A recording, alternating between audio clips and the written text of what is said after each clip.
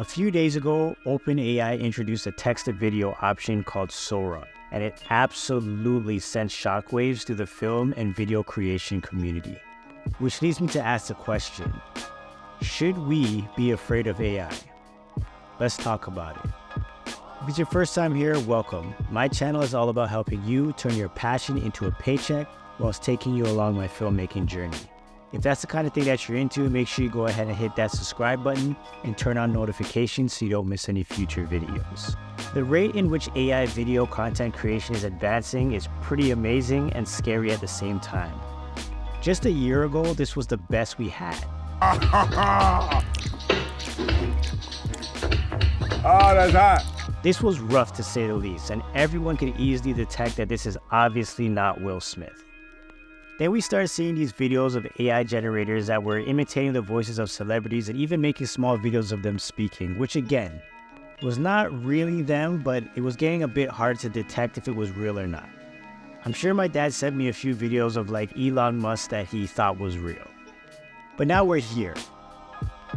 SORA is essentially a text-to-video prompt that makes damn near real video content up to 1 minute in length. This video particularly stood out to me. The prompt in this video was a stylish woman walks down a Tokyo street filled with warm glowing neon and animated city signage. She wears a black leather jacket, a long red dress, and black boots, and carries a black purse. She wears sunglasses and red lipstick. She walks confidently and casually. The street is damp and reflective, creating a mirror effect of the colorful lights. Many pedestrians walk about. Just look at the way the woman is walking, the detail in her face and skin, the reflections of the water on the street, and how well the lights are reflecting off the environment. It's incredible to say the least. But after you look at it a few times, you really start noticing some strange things. For example, this man walking in the background. It looks like he's basically floating as he walks. Or when you see a close-up shots of her hair barely moving and the slightly odd position of her hands, that just gives away that this might not be a real person. This is the other one that really caught my attention. It's a drone shot flying over water, capturing a shot of a little house on a hill, and the prompt was drone view of waves crashing against the rugged cliffs along Big Sur's Gary Point Beach. The crashing blue waters create white-tipped waves, while the golden light of the setting sun illuminates the rocky shore. A small island with a lighthouse sits in the distance, and green shrubbery covers the cliff's edge. The steep drop from the road down to the beach is a dramatic feat, with the cliff's edge jutting out over the sea. This is a view that captures the raw beauty of the coast and a rugged landscape of the Pacific Coastway. Like, to get a shot at this location would require quite a few resources. If you don't live there, you would have to travel there, and that's at least a flight and a car trip. Then you need a drone or a drone pilot. And of course, you would need to be there at the right time of day to get that golden sun look and feel. Then if the waves aren't moving the way that you want, you don't get those type of waves. To be able to put that in a prompt and get exactly what you're looking for is absolutely insane. But as good as this all is, there comes a dark side of it all, where we as creators need to think about.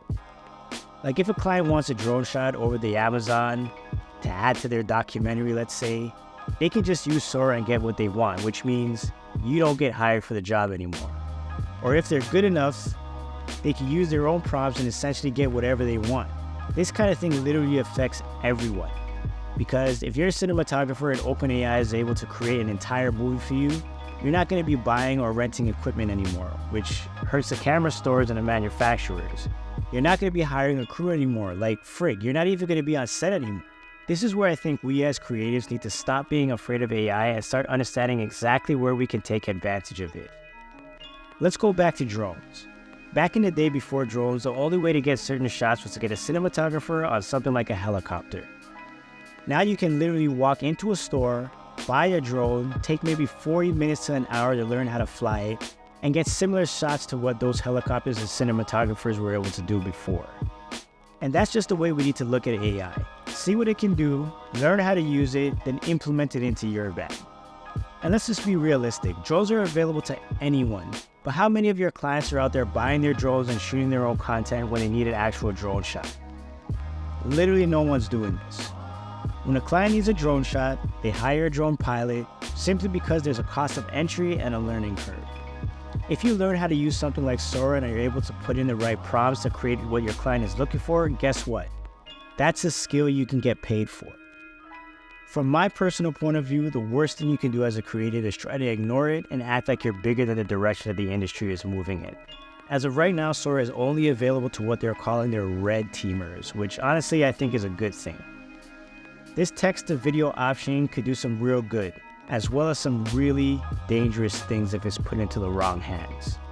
Until it's tested properly and maybe able to put some kind of restrictions on it, I think it's best not to give it to the general public just yet. In conclusion, AI is coming, and it's coming really strong and really fast, regardless of how you feel about it.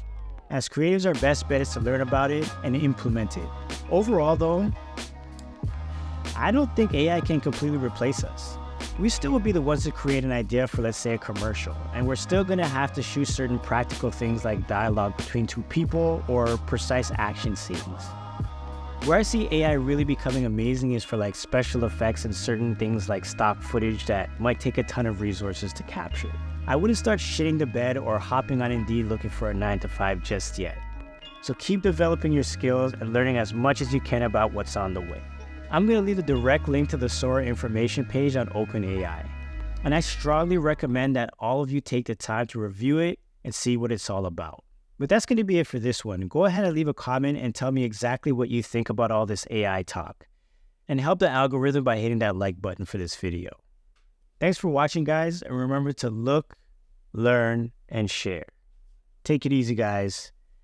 Peace.